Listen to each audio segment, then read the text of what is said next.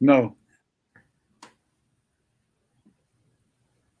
no, There we go. No, that's not the middle. no. Like me and you on the side of her. So everybody in a horizontal line. Yeah. Don't worry about it. Just put us all three like we had it in the beginning. Um, We're live now. yeah, we're live. We're looking crazy. We're looking crazy right about now. This is real life, ladies and gentlemen. This is real Real life. life, real life. Okay.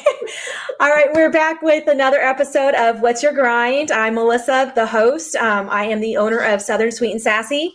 And joining us tonight, we do have two amazing people. So, Shalanda, you want to go ahead and introduce yourself? Hi, I'm Shalanda Rayner. I am the owner of Rain or Shine, and I am a published author. So I just did my first memoir, and I am really excited to be with everybody. Retired Marine. I usually forget to say that. Retired Marine, Master Gunnery Sergeant, served 23 years and 16 days because I was counting. And so, yeah, I'm just glad to be a part of this unique group of people. Yes. And Donnell, would you like to introduce yourself too?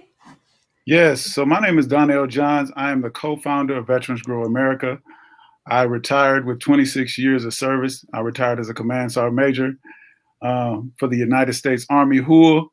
And I'm just happy to be here to be able to showcase businesses like Shalanda's. So this is amazing. And also be here amongst great company with you, Missy.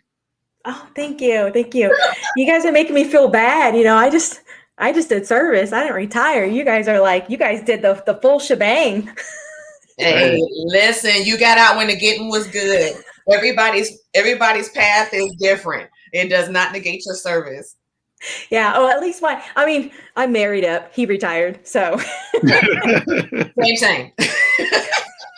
That's how you do it.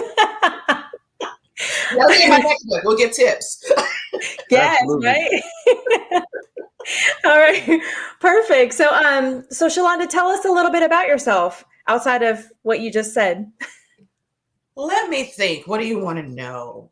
No, what am I willing to tell you? How about that?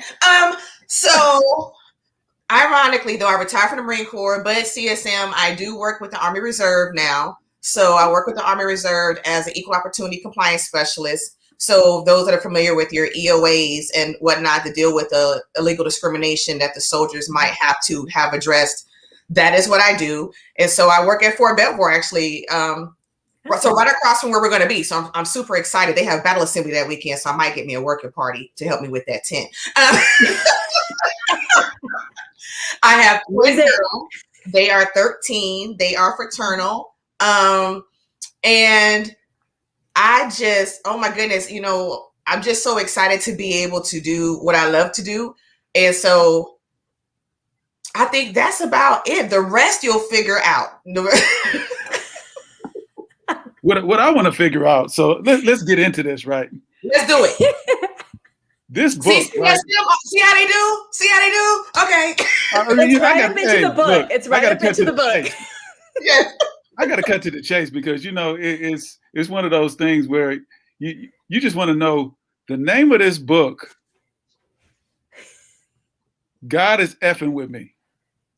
God keeps effing with me. Yes. Yes. Mm-hmm. Tell me about the name. Why the name, and give me a little bit of background behind that. Because at first, I'm looking at that. That's one of those you walk by and you go, hold on, what does that say? Wait a minute. No, that ain't. And then you ask somebody else. Okay, you look at it. What you see? Because I got to be tripping. So God keeps effing with me. It started actually as me just kind of getting thoughts on paper for myself. I just needed to get rid of some thoughts. I was trying to do like a mental and emotional detox.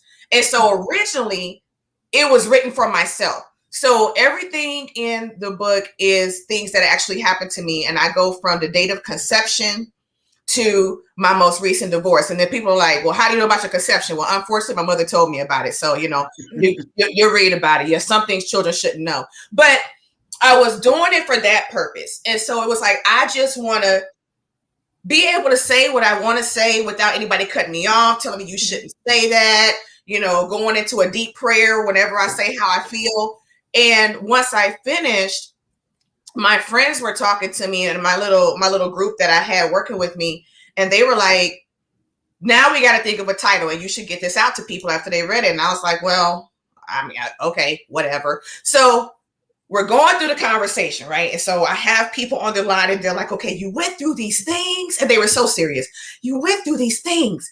What did you learn? Because, that's everything has to have some kind of beautiful ending. And in my frustration, and we were just, and I'm crying. We're having a whole thing, and I'm like, I ain't learned shit. I just feel like God keeps talking with me.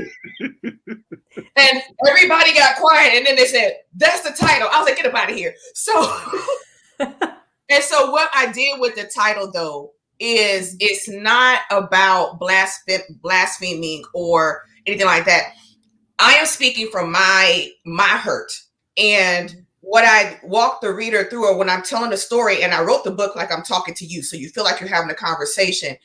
And in times where I was having suicidal thoughts, when I actually did try to commit suicide, when I was unsuccessful with the suicide and was upset that I was unsuccessful with trying to take my own life, and I would go to church or something and they'd be like, if God blessed you to be here, you should say amen. And I would be seriously ticked and so hurt because I felt like, God, you keep me awake or you keep me alive just to pick at me because I don't want to be here. So I don't see it as, something to be grateful for. And then on the flip side, when things would occur in my life that were just miraculous, where I go, wow, I got this opportunity, or wow, this was able to happen for me. I'm like, man, I'm glad you keep messing with a sister. So it's a play on words. And anybody, so, and my thing with giving it that title was, it's ironic because there are some people that immediately will just turn me off when they see the title because it's like, oh, you can't use those words in the same sentence. But I'm like, that is my truth. When I was literally on the floor in my own vomit, and when I was just praying, literally, and one of my prayers was, God, I know that allegedly somewhere in the Bible, because I ain't read the whole thing, maybe that's why I'm in the position I'm in, but somewhere in there, suicide is a sin and I'm gonna go to hell. And I actually said, and I'm good with that. I recognize that is what's been said. So shall it be said, so shall it be done. And that's what I wanted. And so then when I woke up, I was really upset for years, not just for a couple of days. I was upset with my husband who had found me. I was like, because if you had came 5 minutes later, I wouldn't be here. You are so selfish. You wouldn't let me die. So that's where the title comes from. And it's not a self-help book. I have no tips. I have absolutely no tips. So don't come with your pen and paper thinking, okay, I'm gonna learn something. No, but what I have found with everyone that has had an opportunity to read the work is male and female identify with some of the struggles, abuse. I talk about some times in the military. And Melissa, you were in for a short period of time, correct? What branch? Navy. Okay. CSM, just, we together now because we are a department of the Navy. So okay, we're going to scoot you back over there. But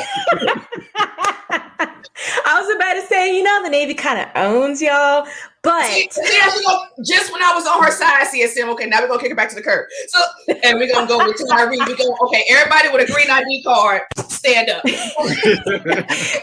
Okay, I can't do that. What I talked about from a female standpoint, from my standpoint, there were times where I'm in PT and I'm working, I'm with the males because the military is a male-dominated place, and I literally was dying. Like, literally. I threw up 3 or 4 times. I was dizzy. I couldn't stand up. But at that time, I was like, you can't be no punk. You can't be the one to fall out of the run. You can't, because you're the girl. The girl can't be the one to fall out of the run first. The girl can't be the one to say, wow, this is too much. So I pushed myself so hard, I ended up in the emergency room because my mindset was, I cannot be the girl that stops, and then those, different perceptions that come up. So these are my stories, and I tell people. And so what I found though is I like it to be a conversation piece, because there is so much trauma in the world today. And I think that one of the things that leads to mental illness and what have you, which can manifest into a physical illness, is that we don't talk about things. Certain things are just so taboo, you just don't say it.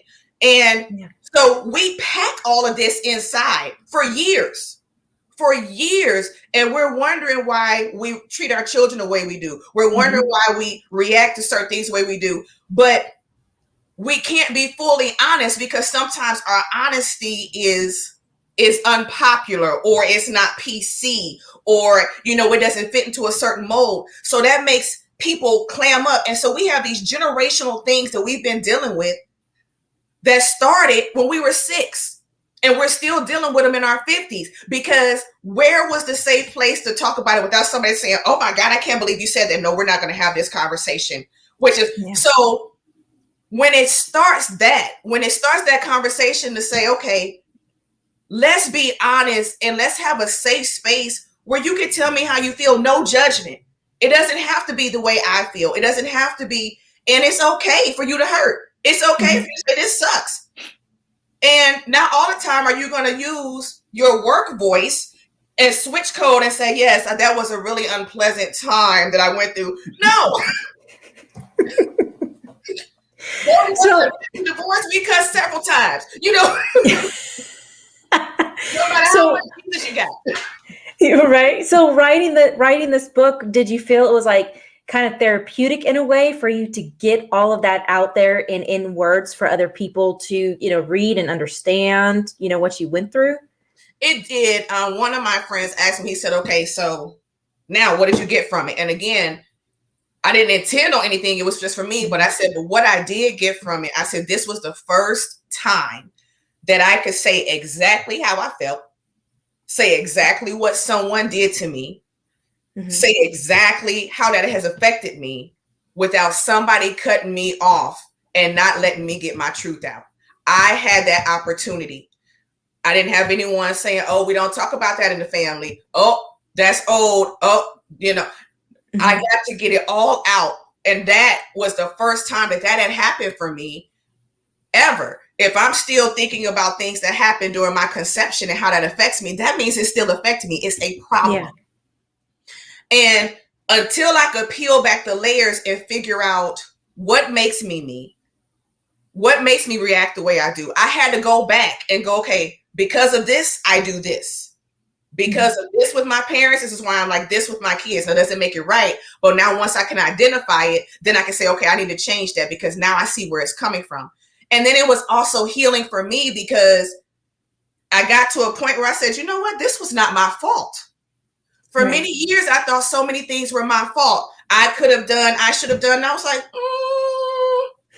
Now that I'm an adult and I'm looking back at that little girl, I'm like, no, honey, it wasn't your fault. No, honey, you didn't do anything to deserve that. No, that grown-up was wrong. That person was wrong.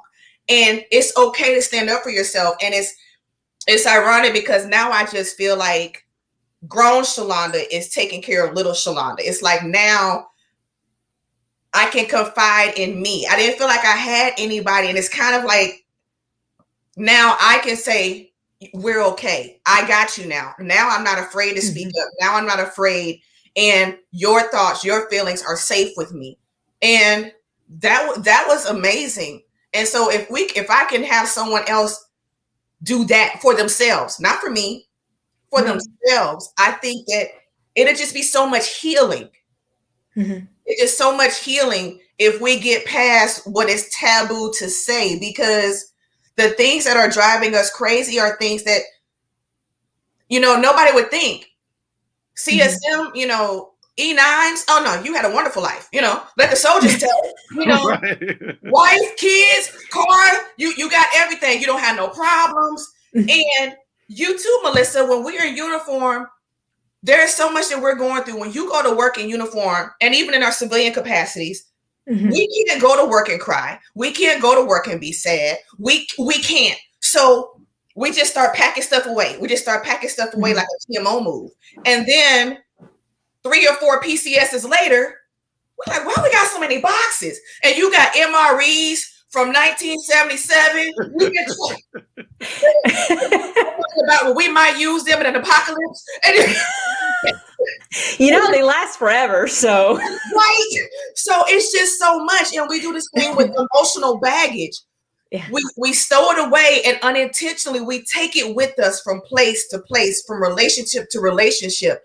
And most of the time, not even knowing it. Mm-hmm. Not even knowing it. So that's what I got from it. And that's why I hope that given the opportunity, people will open up, and it's just like, yeah, your opinion, your feelings, and they're not unpopular. It's just that people don't want to say it.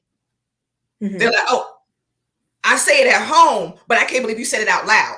Well, let's talk about it out loud. Let's make it okay to say I'm hurting. Let's make it okay to say I can't take no more. And I feel it. And when we have that, our soldiers and our civilians and our Marines and what have you, we might get over that suicide deficit and lower that. But we have so many barriers in place that are not spoken, where it's just like, shut up and drive forward. And it's horrible. So if that's what it did for me, and I'm hoping that that's what it'll do for other people that look past the title and get it and read and think about what that means to you. What did you go through? How did it impact you? Do you realize how that impacted you? Mm-hmm. Some of my stories, well, all of them I still see the situations as they happened. Yeah. So if I talk about a situation that happened when I was 13, when I talk about it, I still feel the way I felt when it was happening when I was 13. That lets me know it's still real to me. Wow. Right. So if I tell you about it, sometimes I'll get anxious, and sometimes and my girlfriend, I didn't even realize it. She said, your demeanor changes when you talk about A, B, or C. Like I would literally start to go into my shell, kind of like, even now, retired, blah, blah, blah, whatever the world thinks means success. And no, if I go to the gym, I was at the gym one day and somebody was jumping rope and I had an anxiety attack. Couldn't figure out why. And then, a couple hours later, I said, oh, I get it. I used to get beat with extension cord. The sound of the rope on the floor of the gym was a trigger. Wow. So let me ask you a question, and this is going in a different direction. Okay. So we posted a flyer of someone else, and then you responded to that flyer where, can I get some marketing and advertising like that? Yes. And I said, give me 5 minutes and yours will be up. So what I got from that was that you were really excited about this opportunity. Yes. And you wanted to share that with your community and your people. And then what you wrote above that, I was just like, I had to take a screenshot of it because it was so cool. You was like, your girl is gonna be, I can't remember exactly what I had. I wish I pulled it up, but you was like, your girl is gonna be here and come see me for an autograph copy or something like that. And so tell me, what this opportunity means to you and why you want to be a part of it. Well, for one of the things that I have learned from unpacking my past that makes me who I am is I'm really an empath. And so another problem that I have is if you're hurting, I hurt, even if I don't know you. I can sense when people are going through things. Sometimes you don't even have to be having a conversation with me. I can see it in your eyes and I feel it. And that's difficult sometimes because it's not something I can turn off. But the opportunity to allow people a safe space, or the opportunity to at least get that conversation started, that people are like, wow, I never thought we would have these kind of conversations. If I can encourage one person, if one person can go, okay, I might not go that far, but I am going to try to work on myself, or learn about me, and they can get some self-healing. If we can, get away from the taboo of counseling, if we can get away from the taboo of, let me go see my doctor and see if I might need something to help keep me calm or whatever. So, and let them know it's okay. And so that opportunity, and especially dealing with our veterans, because I wore the cloth. I know what we go through. I know, as we all have known, you know, you got the things that you go through in uniform, and you still got sometimes all hell going out at home. Mm-hmm. Who do you talk to? And so creating that dialogue, and I'm like, I just feel that is one way to embrace healing, and to make it okay to say, I'm not okay. To make it okay to say, this happened to me and I don't like it, without someone saying, well, that's old news. You shouldn't be worried about that. If I'm talking about it to you today, it's still affecting me. Mm-hmm. And I mean, wow. And so when you all let me be one of the vendors, I was like, all you got to do is open the door. You open the door. I was like, oh, suck it. Well, it is an honor. Yeah, it is an honor to be able to host this event, because your story needs to be told. So as a community, and this is the one thing that the reason why we started this is together, and you'll feel this when you come to the event. It's going to be like a family reunion with all of the vendors there that most of them you've never met before, but we know each other and we've been through the same struggle, and we're there together for a common goal. And it's putting out our passions, and it's telling our story in a way that people are just they're going to gravitate to this event, and they're not going to know the energy and why the energy is the way it is, but it's going to be nothing but love at this event. So I'm glad that you decided to be a vendor with us. It's an honor to have you, at this event. And I'm glad that you were excited, because I got excited. I'm an empath too. So when you got excited, I was like, yes, she's excited. Oh yeah, he was on it because he sent it. And I was like, boom! I was like 2 seconds later, hey, y'all. So as we kind of wind down What's Your Grind, tell us a little fun fact about you. I know, I can't do it either, but try. Let me think. I know you got a fun fact. I don't know. Well, I mean, what's fun to me? Okay. I got it. Okay, so I'm a Gemini. My birthday is June 2nd. Uh-oh. You too? Oh, okay. I'm a Gemini, but I'm at the end of May, so I'm May 29th. So we're right there. Okay, we need to plan something for our birthday. Okay, anyway, so so, you know, our zodiac sign is the twins. And then I have twin girls. That is, yes. So I think that's pretty cool. Yeah, that is pretty cool. That is pretty cool. So tell our audience, how do we follow you?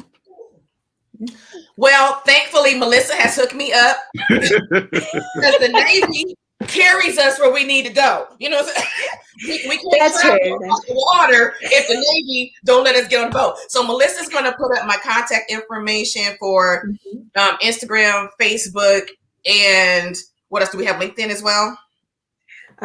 So I have all of that inside the description that will be posted with this video.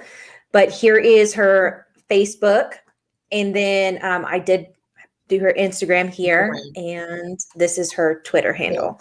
But again, all of it will be in the description, so everybody should have access to it. And now I'm gonna tell you, for those that, so I will have hard copies on me, of course, on May 1st. For those of you that are like, oh, I don't really read books, this is one you need to read. But it's available on Kindle. So you can also go on Amazon and get it on Kindle for those of you that like, well, I don't really like, you know, having the hard copy of the book. However, the book is awesome. The book is awesome.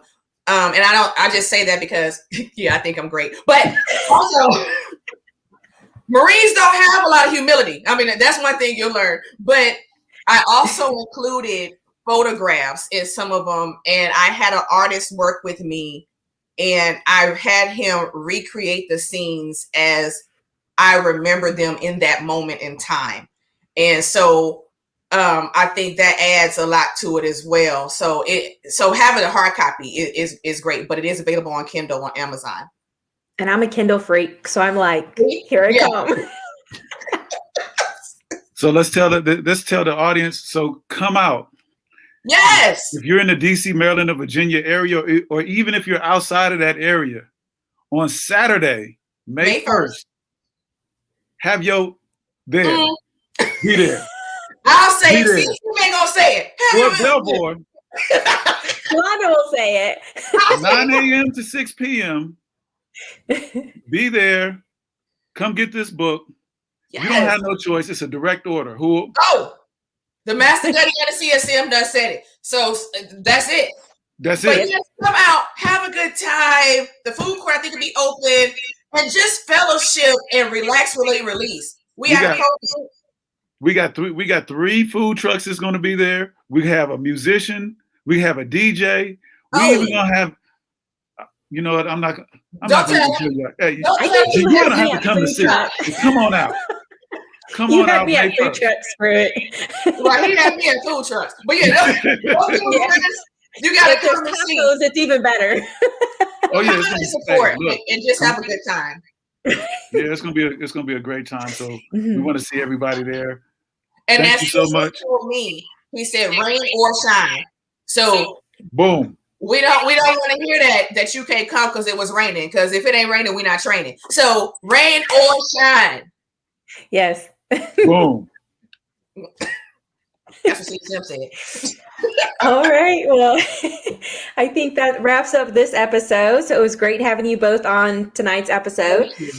There is going to be another What's Your Grind tomorrow night at 7, where we get to talk with Annette from a wild ride called Life. Yeah, a wild ride called Life. Annette is amazing. Another amazing story. We're just going to have some phenomenal veteran entrepreneurs at this event.